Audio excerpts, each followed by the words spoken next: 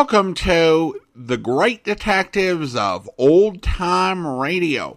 From Boise, Idaho, this is your host, Adam Graham. If you have a comment, email it to me, box13@greatdetectives.net. Follow us on Twitter at Radio Detectives and check us out on Instagram, instagram.com/Great Detectives. Today's program is brought to you in part by the financial support of our listeners. You can support the show on a one-time basis by mailing a donation to Adam Graham, P.O. Box 15913. That's 15913, Boise, Idaho 83715. You can also become one of our ongoing Patreon supporters for as little as $2 per month. And I want to go ahead and thank Christine for becoming our latest Patreon supporter at the Shamus level of $4 or more per month. Thank you so much for your support, Christine. Now it is time for this week's episode of Dragnet. The original air date, September 10th, 1949, and the title is The Sullivan Kidnapping. Here's another in NBC's great parade of new shows.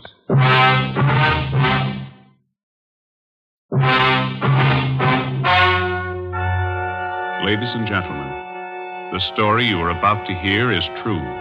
Only the names have been changed to protect the innocent. NBC brings you Dragnet.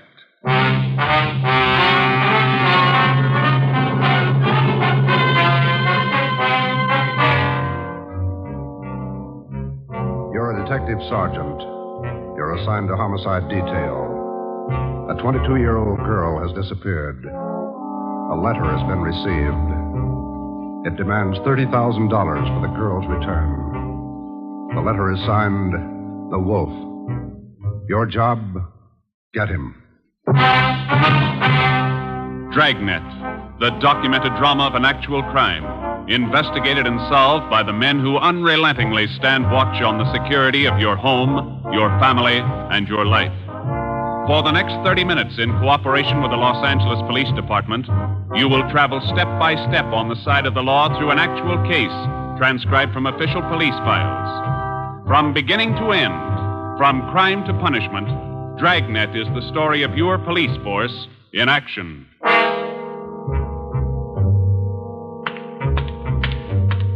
It was Tuesday, October 18th. It was cloudy in Los Angeles. We were working the night watch out of homicide. My partner's Ben Romero. The boss is Ed Backstrand, chief of detectives. My name's Friday. I was on the way back from the stats office, and it was 3:26 a.m. when I got to room 42. Homicide. Got those mugs you asked for, Joe. Here they are. Thanks, Harris. Backstrand leave yet? In a minute. I'm going out with him.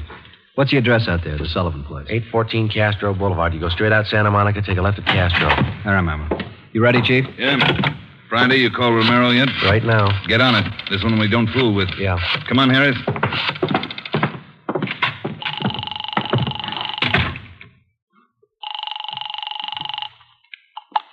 Hello. Sorry to wake you, Ben. This is Joe. How you feeling? Oh, hi, Joe. What time is it? 3:30 a.m. How do you feel? Oh, a lot better. Be back to work tomorrow. You'll be ready in 20 minutes? I'll pick you up. 20 minutes. Okay, what's up? You remember Martin Sullivan, vice president of the Third National Bank? Sullivan? Yeah, what about it? He's got a 22-year-old daughter, or he had one. She's gone.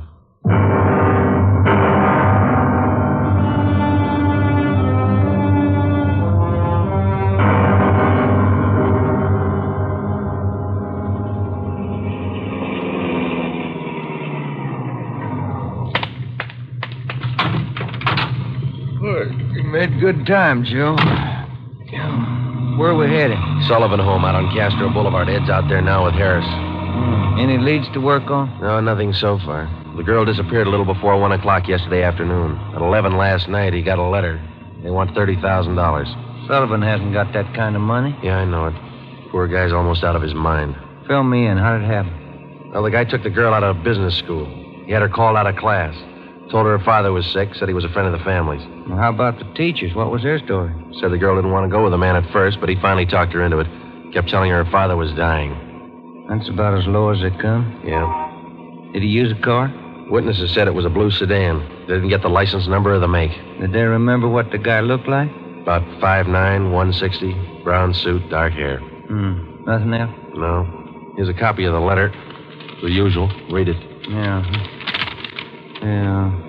I have your daughter, Judy. Get, what's that? $30,000. $30,000 quick if you want her back alive. Don't call police or I'll kill her. Contact you later. Signed, what was it? The Wolf. Oh, Wolf, huh? I could think of a better name. Come on, here we are. Who's got the original note, Joe? Lee Jones down at the crime lab. He's checking it for prints and handwriting. Well, if he was... Oh, hi, Davis. Right on the house, boys. Chief's waiting for you. Thanks, Dave.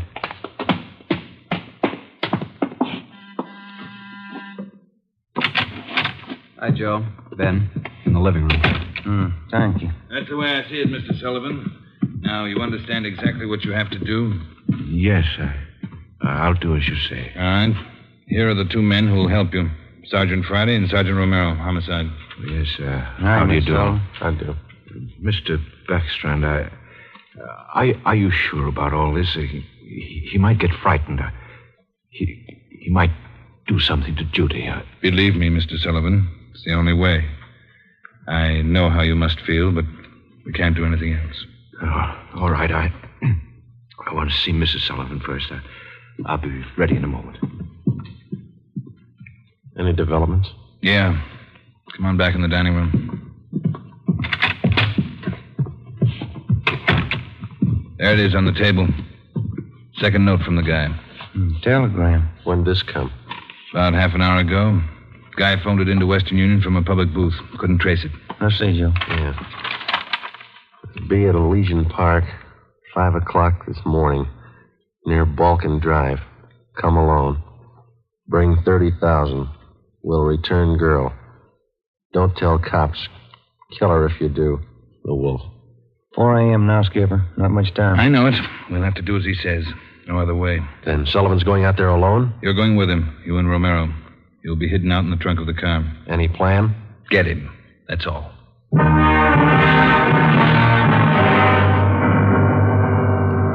Ben and I went out the back door and into the Sullivan garage.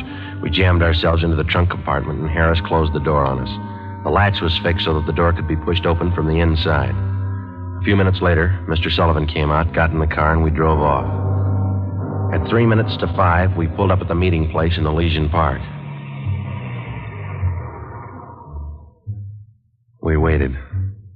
Nothing happened. At 5 minutes past 5, it started to thunder. That's all we need now. Thunderstorm. Stuff in here in this trunk, isn't it? Oh, yeah. Ben, listen. Sullivan? Must be. Wonder if he's seen anything. Sounds like he's pacing up and down alongside the car, doesn't it? Now, listen. Can't hear anything else. Can you? No, we better stay under cover. Yeah. Rain's starting in. Wonder what happened to the wolf. Cold feet, maybe. Let's wait it out.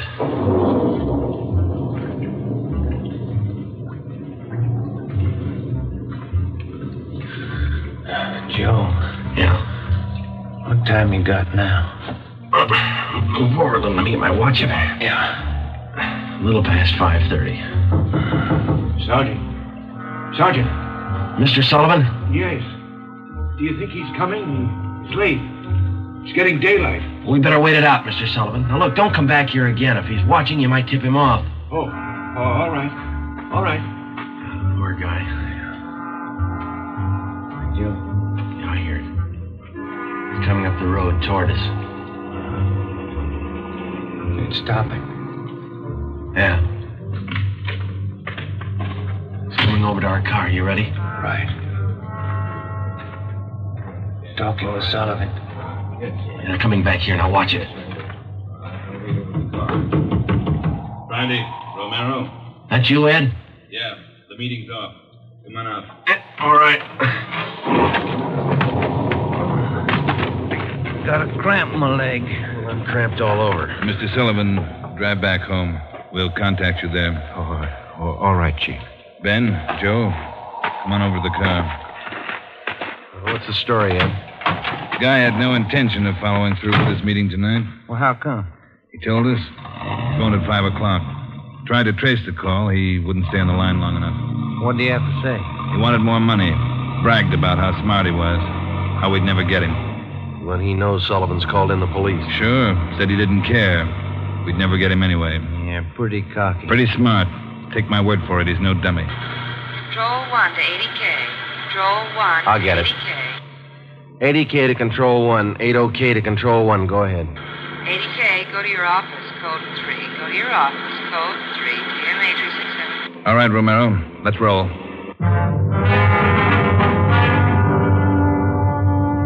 More than 12 hours had passed since word of Judy Sullivan's disappearance had been phoned in a homicide. During that time, an all-points bulletin containing the descriptions of the suspect, his car, and the girl had been sent out on the teletype to law enforcement agencies throughout the area.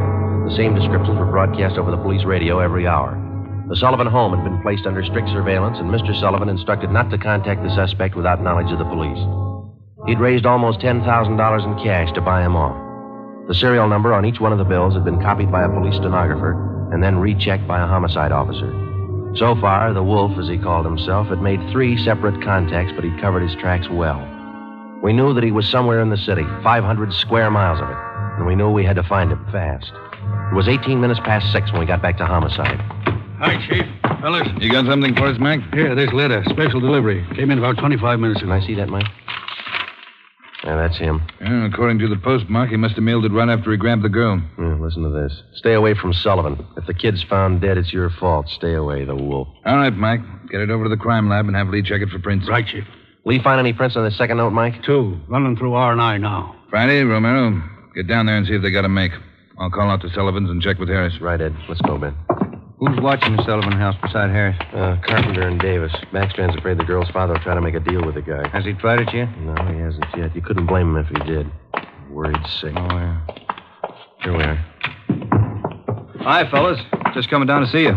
You got something, Larry? Those 2 prints Lee Jones lifted off that letter got a make on them from the single print file. That's good, Larry. Let's see, huh? There it is. Pull the whole package on him. Donald Alfred Kiefer. Looks like a real bad one, doesn't he? Donald Alfred Kiefer, male, Caucasian, age 29, 5 feet 8 inches, 170 pounds, brown eyes, dark brown hair. He had 1 previous arrest for forgery in Los Angeles 10 months before. Kiefer's occupation at the time of his arrest was listed as bank clerk at the Third National Bank. Ben went back into the files and pulled the crime report. Then we called Ed Backstrand. There's the answer, Skipper. At the time Kiefer pulled that forgery job at the bank, Mr. Sullivan was one of the vice presidents. Go on. Sullivan was the one who preferred charges against Kiefer and saw that he was prosecuted. Where's this Kiefer now? Oh, let me see. He was placed on probation, and on May 16th this year, he returned to his home in Omaha, Nebraska. That's 1380 Mackinac Avenue. All right, Romero. Get Omaha on the phone and have them check out Kiefer. Right, Skipper. Friday, take Kiefer's package and this note down to Don Myers. Have him check the handwriting. Then get over to the crime lab and see what Jones lifted off that last letter we got. All right, Ed. The faster we work, the faster we'll put this guy behind bars. Now move.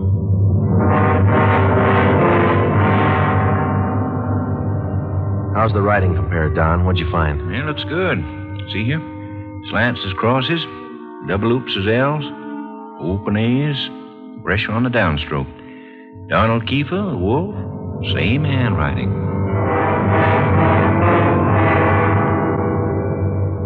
Lifted 3 prints off this last note, Joe. Brought them out with the iodine fume gun. They match with the first. Thanks, Lee. Did you find anything else? I don't know if it'll help you much. We examined the paper for watermarks and texture. Both notes are written on the same kind of paper. Impressions show both pieces of paper from the same tablet. Checked the density of the carbon and the pencil he used.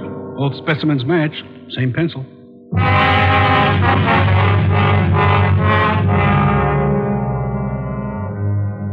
By mid-afternoon, Donald Kiefer's description had been broadcast throughout the area. Bulletins were dispatched to all departments, and an APB was teletyped to the entire state. Men were stationed at every post office in the city to watch for notes that might come through the mail. The bus depots, railroad terminals, the airports, and all the main roads leading out of the city were under strict surveillance. The entire Los Angeles area was broken down into single square-mile districts, and a house-to-house canvass was started. A squad of men were assigned to cover each square mile. Outlying towns and cities were requested to do the same. By 5 o'clock that afternoon, the greatest Dragnet operation in the history of the city was underway. We were sure Donald Kiefer was somewhere inside. At 12 minutes past 5, Ben got the call back from the Omaha police. Yeah, I got it. 6 X-ray 419. Nebraska plates, right. Well, thank you a lot. Yeah, bye. They had a make on the car. Lots more. The Omaha cops looking for Kiefer, too. Want him for a robbery there 2 months ago. Yeah? In that robbery, he used a stolen 1939 blue sedan. Nebraska license plate, 6 X-ray 419. How about his family and his friends back there? They all been checked? Yeah, they said Kiefer left Omaha about 6 weeks ago. Didn't know where he was heading. Well, get that car description to communications, huh? APB, teletype, and broadcast. I'll tell Ed. Yeah, right, Joe. Friday, Romero. Yeah, Ed. What are you tied up with? We just got a call from Omaha. Make on Kiefer in the car. Give it to me. You two get out to the Sullivan house fast as you can. What's happened, Skipper? Martin Sullivan's disappeared.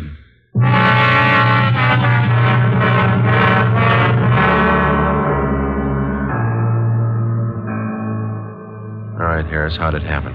About 3 this afternoon, Mr. Sullivan got a phone call. Said he had to go down to the bank. I went with him.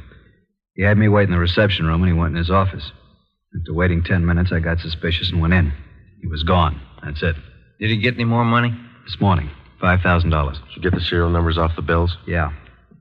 Shouldn't have let him get out of my sight. Forget it. Right now, we've got to find out where he's gone to meet Kiefer. Did you talk to Mrs. Sullivan about it, Harris? She says she doesn't know anything about it. Let's try her again. Come on, let's go inside. Hi, fellas. Hi. Where's Mrs. Sullivan, Dave?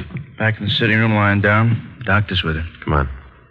What time you got, Ben? 6:35. I'll get it. Hello? Where are you? Oh. Where are you now? Where are you now? We'll be right out. That was Martin Sullivan. He met with Kiefer out in Laurel Canyon. Did he get his daughter back? Yeah. Wrapped in newspapers.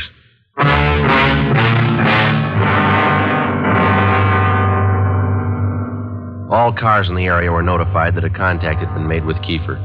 We got in the car and drove out to Laurel Canyon. The entire area had been blocked off. We found Martin Sullivan standing in the middle of the road at the end of East Winding Way. 500 feet down the hill was a private residence where Sullivan had telephoned us. It was the only building in the immediate vicinity. A few yards beyond the point where East Winding Way ended, back in a clump of tall grass, we found the body of Martin Sullivan's daughter. We notified the crime lab, Chief Backstrand, and the coroner. Despite a severe state of emotional shock, Martin Sullivan tried to tell us the story. He said Judy was all right. I believed him. I wanted her back. Judy. I tricked the officer, the one watching me. He said, come alone, no police. Did you see his car, Mr. Sullivan? I wanted her back. I wanted Judy back. I did as he said. I drove here at 6 o'clock and I waited. I put the money on the front seat like he said. Did he get the money, Mr. Sullivan? And I got out, left parking lights on. I stood up there by the end of the road, waiting. Mr. Sullivan?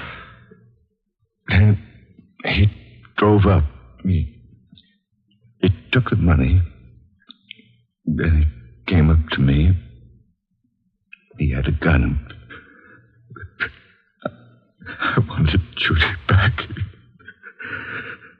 He had a gun. Did you see his car? He said she was up there, beyond the road, tied to a tree. I wanted her back. Mr. Sullivan, did you see his car? I went to look for Judy. He drove away. She wasn't there. By the tree. Couldn't find her. On the way back, I saw the bundle on the way back.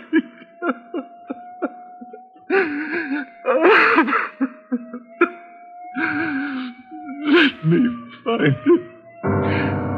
He killed her.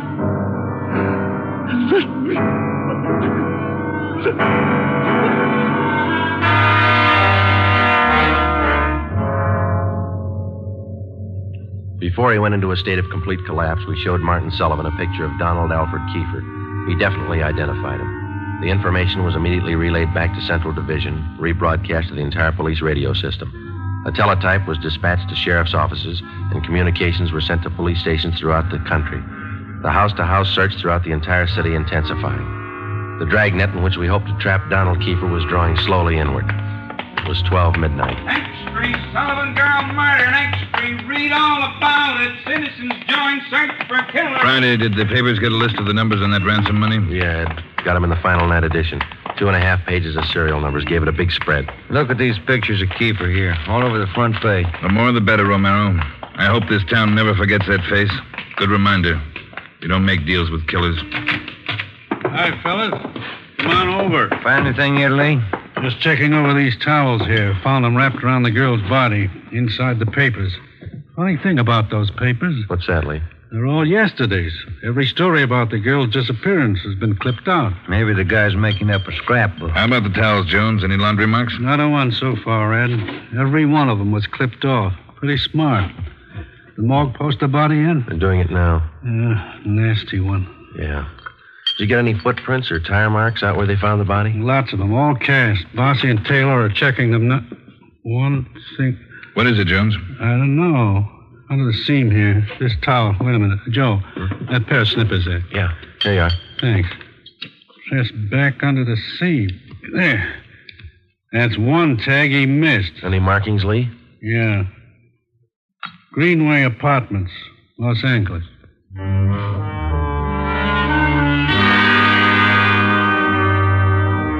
One look at the apartment was enough. In an adjoining garage, we found the car which Kiefer had used, a blue sedan. Nebraska license plate 6X-ray 419. When we got back to the office, Chief Backstrand immediately issued a cancellation of the want order for the blue sedan, and then he ordered a detail of men to stake out the car in the event Kiefer decided to come back for it. Here's the coroner's report, Joe. Oh, let's see it.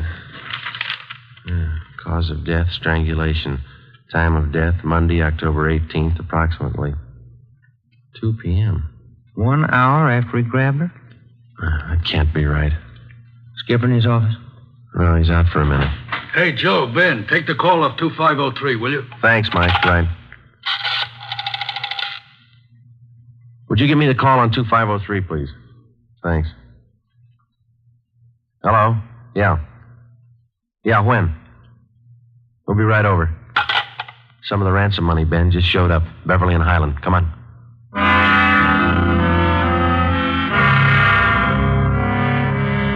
The man's name was Ralph Donahue. He operated a used car lot on the corner of Beverly and Highland. He told us that early that morning he sold a dark blue late model coupe to a man who gave his name as Fred Sims. The man paid for the car in cash. Donahue told us that he checked the serial numbers on the bills after the man had driven away. Serial numbers check out, Joe, every one of them. If I only thought to look, officer, and you know I generally do. I'm the suspicious kind anyway, but, this morning I must have been asleep. You got the full description on the car, Ben? Yeah, Joe. All right, let's get it on the air right away. I saw his mug in the paper while I was waiting for you. Too late. Sorry. Yeah, thanks.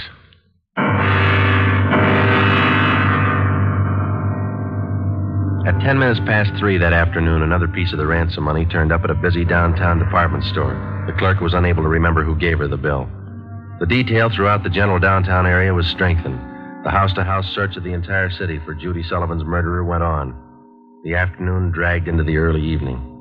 At 20 minutes to 7, Ben and I had a hamburger and a cup of coffee in the drugstore at East Broadway and 3rd. And then we got back in the car, checked with communications, and started cruising the neighborhood again. At 9 minutes to 8, a man answering the description of Donald Kiefer was seen crossing Sunset Boulevard just below Highland. 7 minutes later, the same man was reported near the intersection of Hollywood Boulevard and Las Palmas. Communications relayed the information. At 21 minutes past 8, our car, 80K, along with a dozen others, were concentrated in the Hollywood Boulevard area from Gower Street to La Brea, Franklin Avenue to Santa Monica Boulevard. At 24 minutes past 8, another piece of the ransom money was passed at a cigar store on the corner of Hollywood Boulevard and Hawthorne Street. The number of men and radio cars in the area was redoubled. Plainclothes officers were stationed at every intersection to keep an eye on pedestrian traffic. At 18 minutes to 9, The dark blue coupe, which Kiefer had bought that morning, was spotted parked in an alley just below Hollywood Boulevard in Cahuenga. We called Ed Backstrand. City Hall. 2503. 2503. Chief of Detectives Office, Hannah. This is Friday, Mike. The chief there? Yeah, wait a minute. Just going out the door. Ed, it's for you.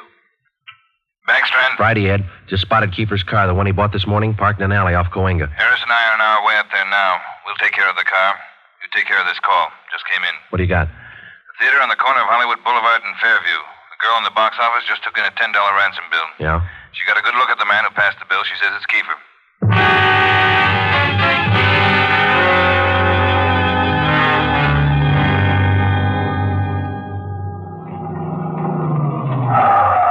All right, Ben, come on.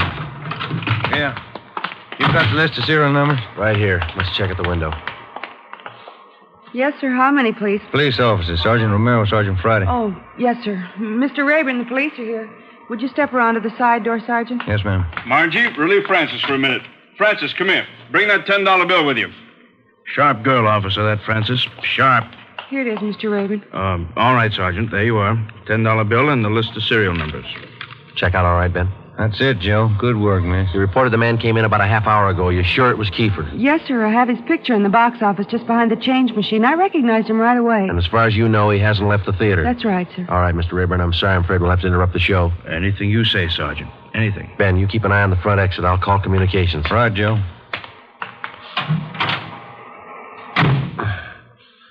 $80K to Control 4. $80K to Control 4. $80K, go ahead. Control 4, clear all frequencies. The Sullivan murder suspect, Donald Kiefer, has been located in the theater on the southeast corner of Hollywood Boulevard and Fairview. Have all units around the area. 80K, roger. Attention all units. Attention all units.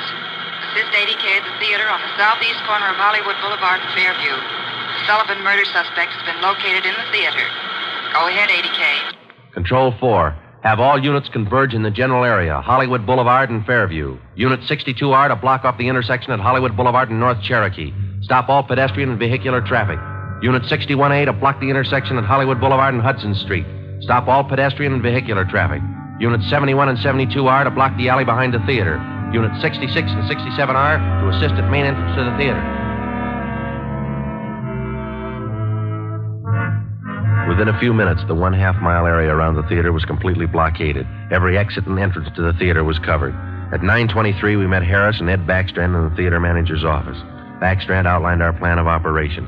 At 9:28, a detail of 14 men walked down the side aisles on the main floor of the theater and took up their posts on either side of the orchestra pit. The picture was stopped and every light in the theater was turned on. Ed Backstrand, Harris, Ben, and I went down the aisle and up onto the stage. Backstrand made the announcement. Ladies and gentlemen, we're sorry to interrupt the picture, but this is important. We're police officers. We've traced the murderer of Judy Sullivan to this theater. He is in this theater now. And we're going to search the theater row by row, and we'd like to ask your cooperation. There's no need to be panicky or afraid. Those who wish to leave now may do so. Leave by the main entrance. Each one of you will be checked as you go out the door. And for the benefit of the man we're looking for, don't try to escape. Every exit is covered and the entire area is blockaded. Don't place any more lives in jeopardy. Come on, Ben.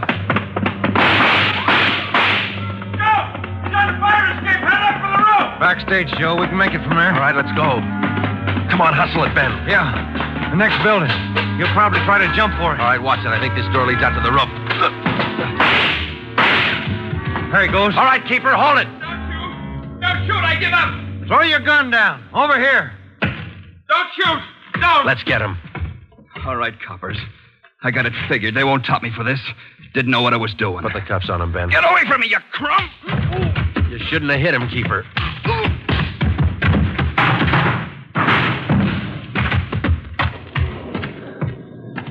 All right, Ben. Try the cuffs now. Yeah. Come on, let's get him in out of the rain. What's the hurry? Why spoil a good rain?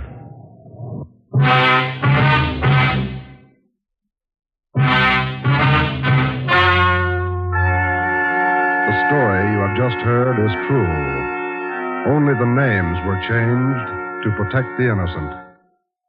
Donald Alfred Kiefer was tried and convicted of murder in the first degree. He was executed in the lethal gas chamber at the state penitentiary.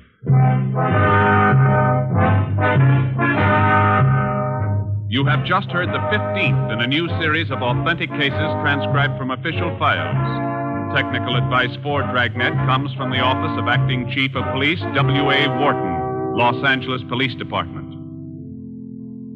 Tonight's program is dedicated to Deputy United States Marshal John B. Glenn of Boise, Idaho, who on the morning of July 31st, 1940, gave his life so that yours might be more secure.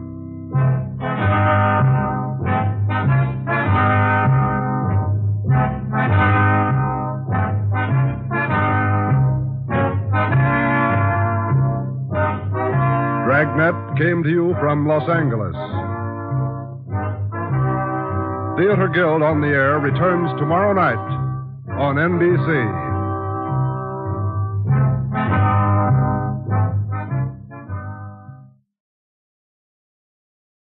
Welcome back. A well-done story of a kidnapping investigation with some really gut-wrenching scenes, particularly when Martin Sullivan was talking about his daughter when he tried to pay off the ransom. I think that's a very raw and realistic reaction, while at the same time not being sensational about it. At the same time, I also think that there were some really nice touches with the sound effects. The realism of them in the trunk of the car and the thunderstorm in particular stand out. Dragnet, particularly in these early days, had this dedication to high-quality production. And in making listeners feel like they were there with the police wherever they were. They wanted to really make the whole situation feel real, which was why Jack Webb used far more sound effects men than other programs did. Well, now we turn to listener comments and feedback. And we start on the site called X, where Tina says, great episode, regarding Myra the Redhead. Over on YouTube, regarding 14 jewel thefts, Ruth writes, it's strange to think of Harry Morgan as a criminal. Well, if you think 16 jewel thefts was strange, then what you would really find strange is the movie Appointment with Danger, where Jack Webb and Harry Morgan both play criminals. In fact, the character Jack Webb plays is named Joe. It's like the Dragnet version of the Mirror Universe. Then we have an interesting question on YouTube from Theo, who writes, I love it when we find missing or lost episodes. Recently, Doctor Who used AI to clean up some of their degraded episodes. What do you think of using AI to recreate lost episodes from scripts that remain? Thanks so much, Theo.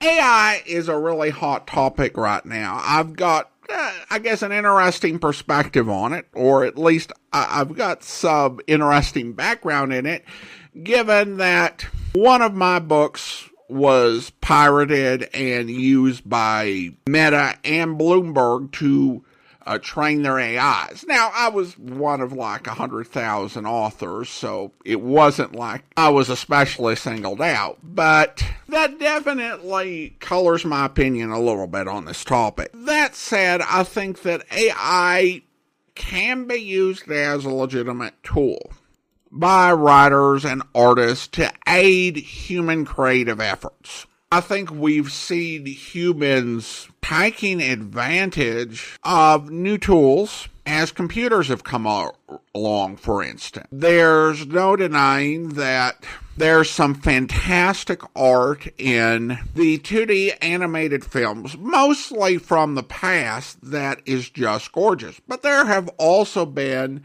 some great films made using computer animation. I can't say that something like Up or Encanto isn't art because there was computer animation involved. Now, at the same time, computer animation has also enabled a lot of very lazily done film. And I think that's part of the reason why you have so many people who will, for example, complain about all the CGI in movies. It's just kind of becomes this thing where at first it might have been spectacular, but now it's just kind of become bog standard. And many people will marvel at watching older films before computers came along and be like, wow, they use practical effects to make this happen. I've also seen, when you take a look at films that are just terribly made, so many of them are just, poorly produced by people who didn't even fully understand the software or didn't really want to put in the time to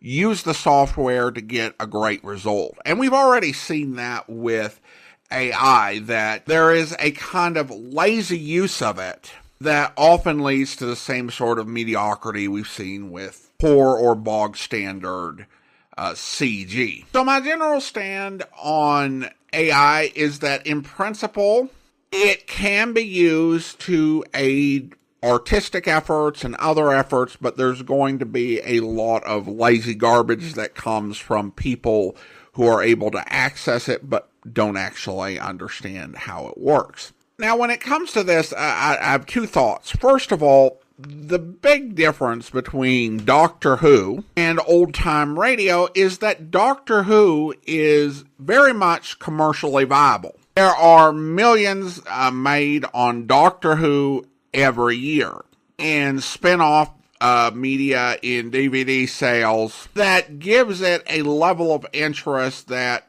most other franchises would not have. Old-time radio, on the other hand, is not commercially viable. The vast majority of it isn't. And even that which is, like Episodes of the Shadow or something like that, it's not Doctor Who, not in the same league financially at all. So you would need the price of this technology to come down to such a level that you could essentially have volunteers doing it. But you might be able to do it. Should you? No, not really. At least not in my opinion. I feel like that is really too far. Now, there are some really poor quality old-time radio recordings. If you had an AI tool that could clean that up, make the voices clear, that's fine. I think creating a performance using the voices of actors who are not with us raises a lot more problems. I mean, I think that there are legal issues, obviously, because even with old-time radio not being under copyright, a new performance using the voices of those actors, that would raise all sorts of questions, because books can enter the public domain. Is there some point where an actor enters the public domain? But I really feel like with the best of programs, that what makes them great, what makes Bob Bailey's Johnny Dollar great, are those choices that he makes as an actor, those bits of humanity that he puts into his role. And trying to create that from whole cloth feels a bit disrespectful. That's beyond, cleaning up audio and cleaning up video, which is what the BBC did. Honestly, if you're going to do anything with missing radio scripts, have human actors recreate them. There are several different efforts towards a recreation, and these are not going to be the same as if you're hearing the radio plays, because they're different people, different talents, and in many cases, they can't use the same music and cues. But what you're hearing in that case is you're hearing actual actors interpreting a script, giving a performance, and the quality will vary from recreation to recreation. There are some excellent groups out there. The Gotham Radio Players, a few years back, they did their own performance of one of the missing Dragnet episodes, The Big Cop. And they did a very good job. Now, it wasn't the same as the original, but it was a valid interpretation. I particularly, what stood out to me was the captain in that episode gave a really well-deserved smackdown to a crooked cop, and it really came forth that the captain actor was from New York in a very obvious way. You know, it wasn't over the top. But you wouldn't have heard that in the 1950s on Dragnet. But it was a perfectly valid and really good interpretation of the script. And then you've got things like Hot Copy Radio Theater or the American Radio Theater. And these groups have done radio scripts, and I think that's the best approach to them. Trying to program an AI to do Jack Webb or Bob Bailey or Virginia Gregg's voice. Maybe someday somebody will do it, but I won't be listening. But as always, thanks for the question. Really do appreciate it. Well, now it's time to thank our Patreon supporter of the day. And I want to go ahead and thank Tom. Tom has been one of our Patreon supporters since December 2019, currently supporting the podcast at the Seamus level of $4 or more per month. Thank you so much for your support. And that will do it for today. We'll be back next Saturday with another episode of Dragnet. But join us back here on Monday as we begin a new series, The Adventures of the Falcon. In the meantime, do send your comments to box13@greatdetectives.net. Follow us on Twitter at Radio Detectives and check us out on Instagram, instagram.com/Great Detectives. From Boise, Idaho, this is your host, Adam Graham, signing off.